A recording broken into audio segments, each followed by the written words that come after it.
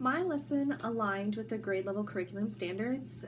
I did a second grade science lesson over the TEK 6B, which was observe and identify how magnets are used in everyday life. And then my objective that my students followed was students will be able to find and use magnets in everyday life. The students at the end of the video stated this objective and they said, I can find and use magnets in my everyday life.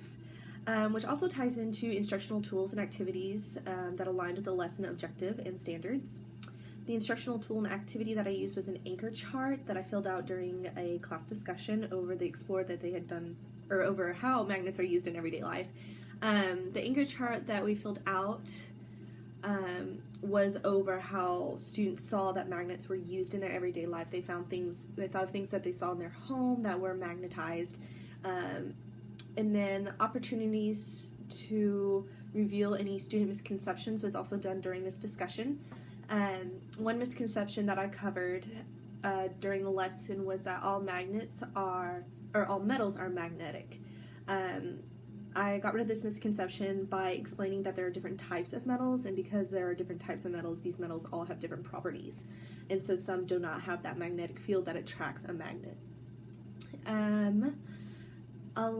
Activity is aligned with the function chosen E. I did the explain E of the 5 E's. This activity that I did, the anchor chart, was guided and prompted, but it still allowed students to think freely.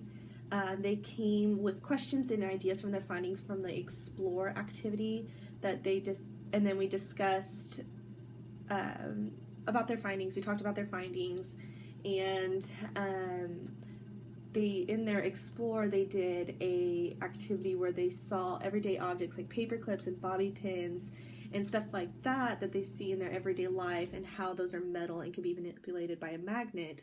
So taking that, they were able to see how other objects in their everyday lives were relied on magnets to function. And so I was able to explain this into further detail and clear up any of those misconceptions. Academic vocabulary and appropriate names for instructional tools were used. I believe I used appropriate vocabulary such as magnetic, magnetic and non-magnetic, and the magnetic field. The anchor chart was an appropriate tool at this age because it allows that teacher-to-student interaction with prompting and assistance that they needed here and there to just kind of guide the discussion along, but still really allowing the students to be the majority of that discussion.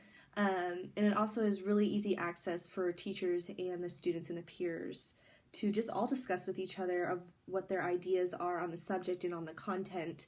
And the teacher really is there to guide this discussion and just clear up those misconceptions and to go further into detail of the findings that they discovered, and confirm their findings from their testing, and just really encourage them on how well they did during the Explore, and then can further go into detail of what they discovered. So it was a really fun lesson. I really enjoyed it, and thank you for watching my video.